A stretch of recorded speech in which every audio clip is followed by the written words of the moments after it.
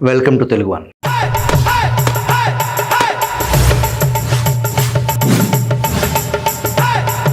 CPM మాత్రం ఆర్కేపై ఇది చాలా హాట్ గురు అన్నట్టు చాలా ఘాటుగా స్పందించింది. మేము ఇక్కడ ఆంధ్రజ్యోతి రాధాకృష్ణకు వకాల్తా పుచ్చుకోవటం లేదు. ఈ రగడలో వాస్తవాలను మీ దృష్టికి తీసుకురావడమే మా ఉద్దేశం. ఎవరు తప్పు ఎవరు నిప్పు అనే దానిపై అంతిమ నిర్ణేతలు మీరే. ఆర్కే ఏమన్నారో చూద్దాం. జగన్ రెడ్డి అధికారంలో ఉన్నప్పుడు ఆయనతో పరోక్షంగా అంటగాగిన సిపిఎం నాయకులు ఇప్పుడు జెండాలు బయటకు తీసి ఉద్యమాలకు సిద్ధమవుతున్నారు. మరోవైపు జగన్ రెడ్డి పార్టీతో పరోక్షంగా స్నేహం చేస్తున్నారు. ఆంధ్రప్రదేశ్ సమాజంలో స్వేచ్ఛాయుత వాతావరణం ఉందని చెప్పటానికి ఇంతకంటే నిదర్శనం ఏం కావాలి అని ఆర్కే ప్రశ్నించారు. సోషల్ మీడియా సైకోలపై ప్రభుత్వం ఉక్కుపాదం మోపటం ఇప్పుడు ఆంధ్రప్రదేశ్లో హాట్ టాపిక్గా మారింది. ఈ అంశంపై జగన్ రెడ్డి మాత్రమే గుండెలు బాదుకుంటున్నారు. అధికారంలో ఉన్నప్పుడు రహస్యంగా అండదండలు అందించిన సిపిఎం కూడా ఈ విషయంలో జగన్తో గొంతు కలపలేని పరిస్థితి. సోషల్ మీడియా సైకోలు చేసిన అరాచకాలను తెలుసుకున్న కొద్దీ ప్రజల్లో యావగింపు పెరుగుతుంది. ప్రాథమిక హక్కులు అంటే ఇళ్లల్లోని ఆడవాళ్లకు రంకులు అంటకట్టడం కాదు కదా. ఉమ్మడి రాష్ట్రంగా ఉన్నప్పుడు కమ్యూనిస్టులు విలక్షణ పాత్ర పోషించేవారు. రాష్ట్ర విభజన తర్వాత వారి ప్రాధాన్యం తగ్గిపోయింది. కమ్యూనిస్టులకు కేసీఆర్ కనీస గౌరవం కూడా ఇవ్వలేదు. ప్రజా సమస్యల గురించి వివరించడానికి సమయం కోరినా నిరాకరించారు. అదే కేసీఆర్కు మునుగోడు ఉప ఎన్నిక సందర్భంగా కమ్యూనిస్టుల అవసరం ఏర్పడింది. అంతే, వారిని ఆహ్వానించి భోజనాలు పెట్టారు. ఆ ఉప ఎన్నికల్లో కమ్యూనిస్టుల సహకారంతో బయటపడ్డారు. ఆ తర్వాత సాధారణ ఎన్నికల వరకు వారి ముఖం చూడలేదు. మునుగోడులో అవగాహన కుదుర్చుకున్నట్లుగానే సాధారణ ఎన్నికల్లోనూ కేసీఆర్ తమతో పొత్తు కుదుర్చుకుంటారని కమ్యూనిస్టులు భావించారు. అయితే తనకు కమ్యూనిస్టుల అవసరం లేదని భావించిన కేసీఆర్ వారిని కనీసం కలుసుకోవటానికి కూడా ఇష్టపడలేదు. దీంతో సిపిఐ నాయకులు కాంగ్రెస్ పార్టీతో జట్టు కట్టారు. సీట్ల పంపకంలో పేచీ ఏర్పడటంతో సిపిఎం విడిగా పోటీ చేసింది. ఆంధ్రప్రదేశ్లో త్వరలో జరగనున్న కృష్ణా గుంటూరు పట్టభద్రుల ఎన్నికల్లో సిపిఎంతో వైసీపీ అవగాహనతో పనిచేస్తుందని ఆర్కే ఆరోపించారు. అదేంటి, పట్టభద్రుల ఎన్నికల్లో వైసీపీ పోటీ చేయటం లేదు అని ప్రకటించారు కదా. మరి ఆర్కే ఏంటి సిపిఎం వైసీపీతో మిలాఖతులు అంటున్నారు అనుకుంటున్నారా? కొద్ది రోజుల క్రితం వైసీపీ అధికారికంగా పేర్నినాని సమక్షంలో పత్రికా సమావేశం ఏర్పాటు చేసింది. కృష్ణా గుంటూరు ఉమ్మడి గోదావరి జిల్లాల్లో పట్టభద్రుల ఎన్నిక ఉంది. ఈ ఎన్నిక ధర్మబద్ధంగా నిర్వహించే పరిస్థితి లేదు. ప్రభుత్వం శాంతి భద్రతలను గాలికి వదిలేసింది. వైఎస్ఆర్సీపీ కార్యకర్తలను వేధిస్తున్నారు. టీడీపీ నేతలు ఎన్ని అఘాయిత్యాలు చేసినా పోలీసులు ఏం చేయలేకపోతున్నారు. అందుకే ఎమ్మెల్సీ ఎన్నికలను బహిష్కరిస్తున్నాం అని వైఎస్ఆర్సీపీ నేత మాజీ మంత్రి పేర్నినాని ప్రకటించారు.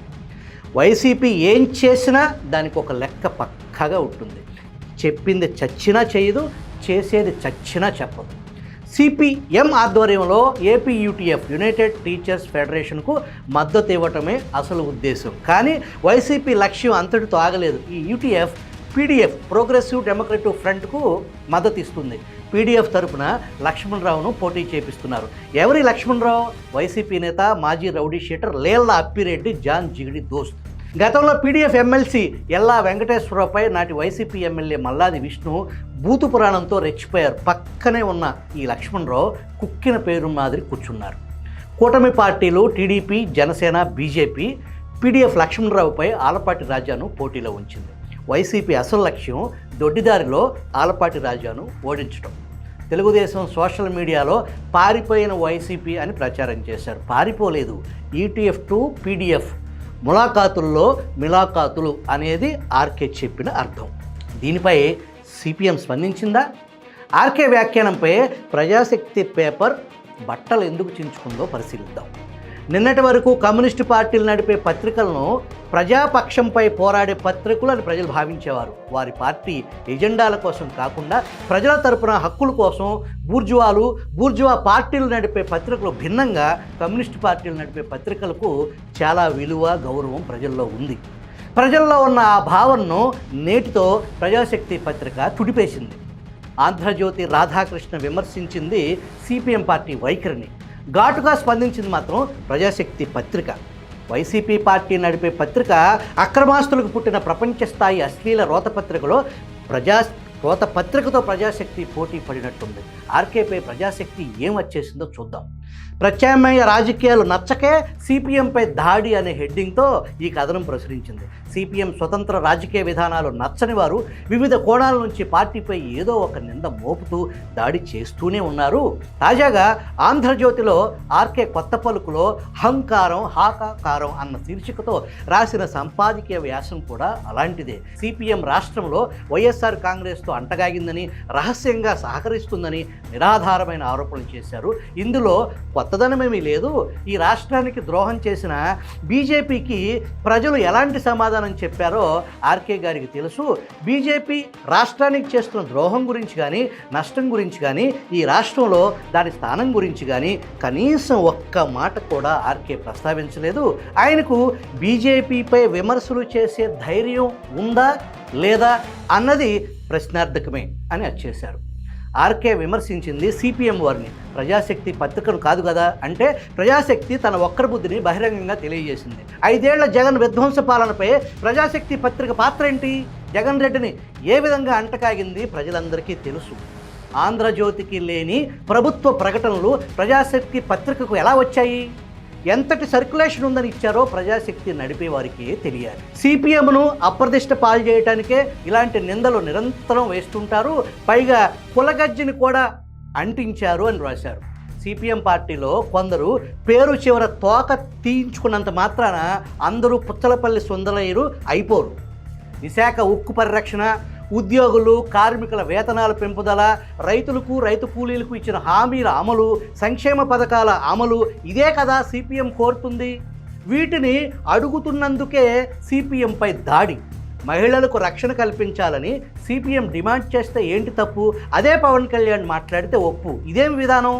సిపిఎం విధానాలపై విమర్శలు, అది చేస్తున్న ఉద్యమాలపై ఈ రచయితలకు కలిగిన కలవరపాటును అర్థం చేసుకోగలం.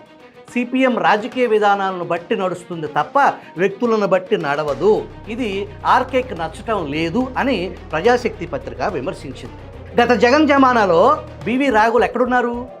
నాటి వికృత పాలిగాడి పాలనపై రాఘవులు వీరోచిత పోరాటం మీకేమైనా తెలుసా? నాకైతే అస్సలు తెలియదు. ద వైర్, న్యూస్ క్లిక్ వంటి సంస్థలపై సంఘ పరివార్ దాడి చేసినప్పుడు టీడీపీ మాట్లాడిందా? బీజేపీ మతోన్మాది కాదు, మానవతావాది అంటూ సనాతన ధర్మం పేరుతో లౌకికవాదంపై పవన్ కళ్యాణ్ దాడి చేస్తుంటే నోరు విప్పారా?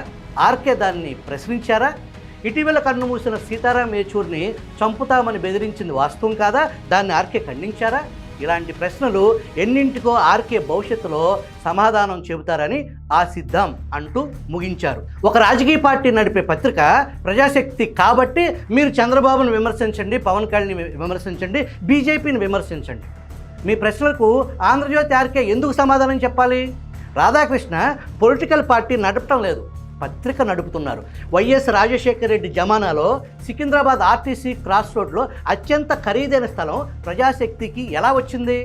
తెలంగాణకు చెందిన తమ్మినేని వీరభద్రం అనే అనైతిక కార్యకలాపాలకు, అనేక దారుణాలకు పాల్పడుతున్నారని నాటి సిపిఎం పార్టీకి చెందిన కార్యకర్తలు పాంప్లెట్లు ప్రశ్నిస్తే నిజంతో సంబంధం లేకుండా వారిని పార్టీ నుంచి సస్పెండ్ చేసింది నిజం కాదా? తమ్మినేని అకృత్యాలపై ప్రజాశక్తి పత్రిక ఏనాడైనా ప్రశ్నించిందా అనేది అసలు ప్రశ్న.